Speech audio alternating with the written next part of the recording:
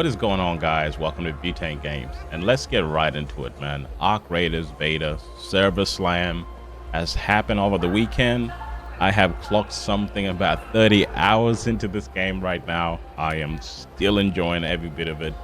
Everything about this experience is so good, and this is coming from like somebody that's not a huge extraction shooter. Like, I've never even played Tarkov, never really got into what is it, PUBG? I guess nah, PUBG is probably not. What's that Ubisoft one? Ubisoft did Division. They did the Division. That was an extraction shooter as well. I didn't get into that. I thought it was a cool concept, but you know, I guess it just never intrigued me as much. But Arc Raiders is my game of the year when it comes to multiplayer games. Like, I thought Battlefield 6 was gonna take it, but I'm sorry. This experience is just so the experience here is just so much better. It is awesome. Half an hour games go so fast just because of the environments, the intensity, the sounds. You know, it could be a fucking arc robot, or it could be a player around the corner, and it's got this tense that is so good. It's so good because, yeah, once you escape that tense, you extract from there, you just feel so satisfied. But you know what, let's get right into it. I want to talk about some of what's going on, what we're looking at over here. So this is your home page, I guess, where you go to play, click play, and then you can have a look at the maps. So it's awesome to see that there's gonna be 4 different other maps that we have not experienced yet. Actually make that 4. 1 2 3 4. This is the practice of arena. It's got everything you kind of need. It's got the guns that you would need, like really good guns actually. The downfall of it is that the enemies types are dummies. They're just dummies. There's one turret robot in there, which is cool, but I would have preferred a bit more various, given the tools that you get, because you really get some awesome stuff in there. Sad thing, you can't extract with the awesome stuff in the practice arena, but this is where we're doing most of our testing. Everyone that's been playing is playing up the Dam Battlegrounds.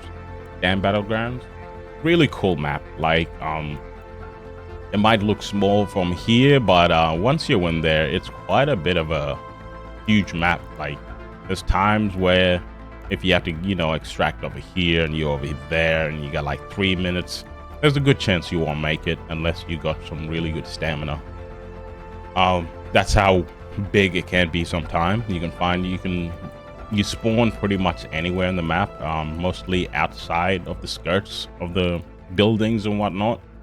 But yeah, I can't get enough of this map, man. It's so much larger than what it looks on over here. But that's what you get when you click play. So over here we got our workshop as well. This is where you have your little chicken, Scrappy. He collects pretty much all these little scraps. He goes out there, gets some fabric. One thing I'll try to teach myself is that just be aware of what's he goes and collect, and that way you don't have to pick them up while you're on the ground as well, just because your chicken is gonna do it for you.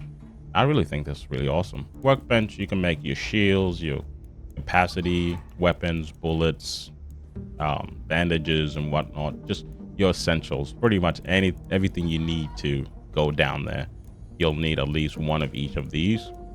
Then your utensils, I don't think I use these as much, like the binoculars. I never got to use it. The door blocker, I took it with me just to see, but there was never a situation where I needed to barricade myself.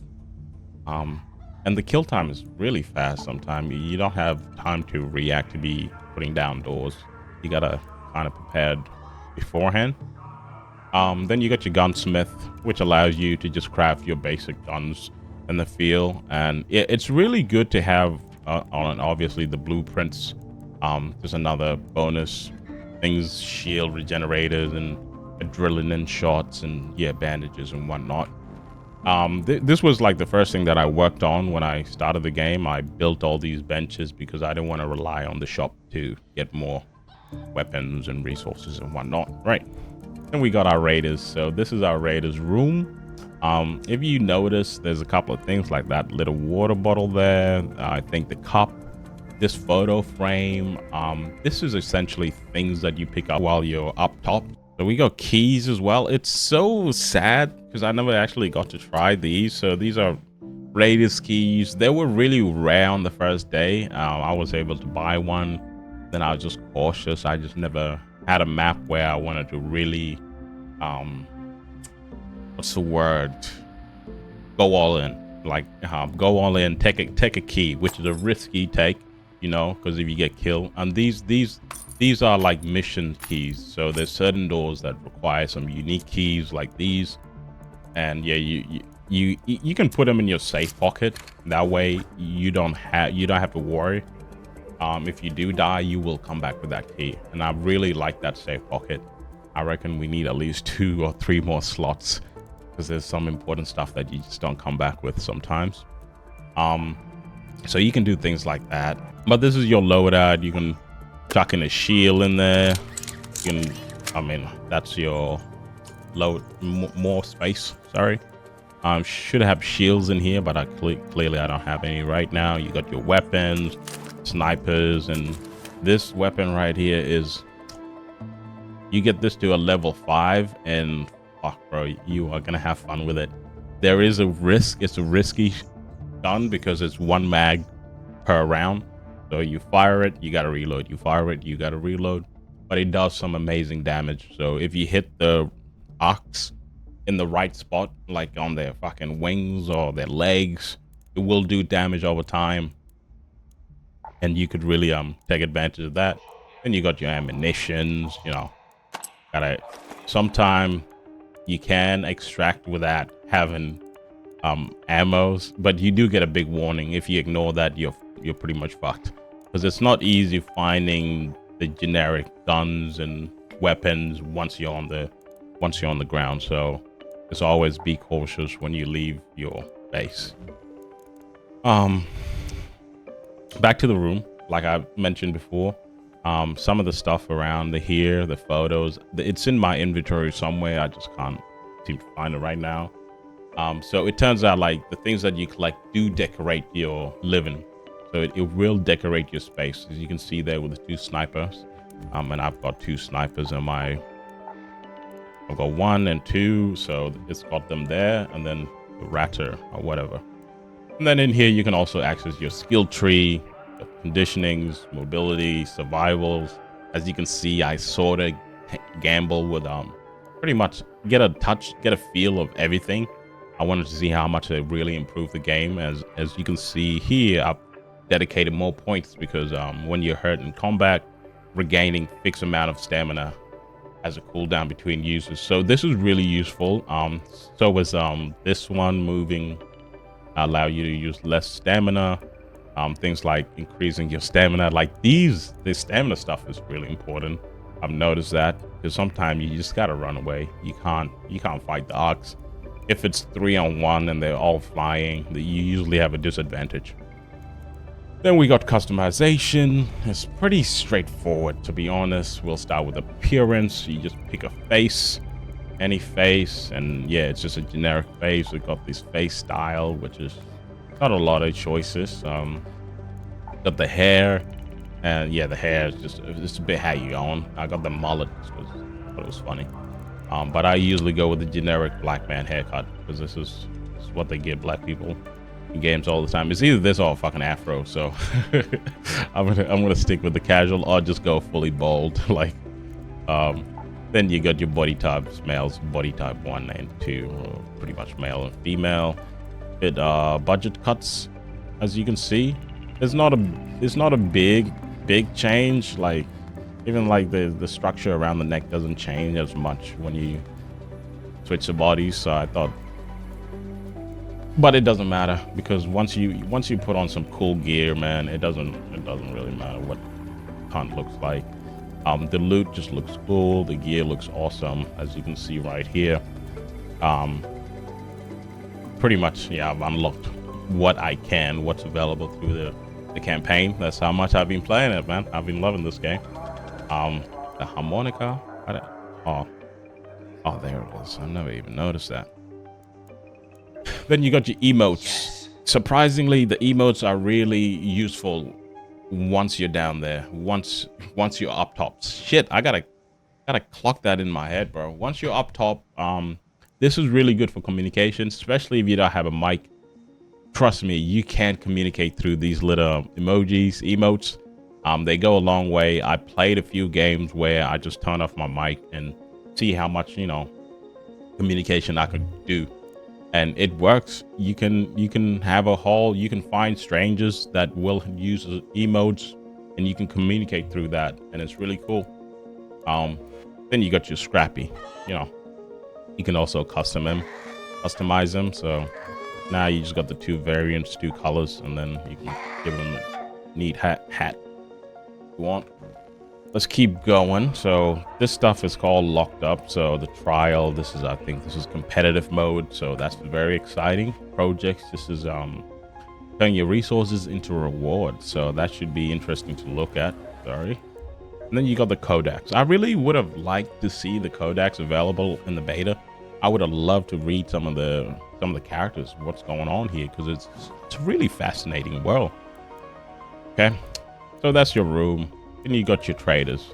These are the people that obviously they got shops down here. Can I help you? If you don't want to rely on making your own weapons and whatnot, you can sell all your resources and you can buy whatever you want, really.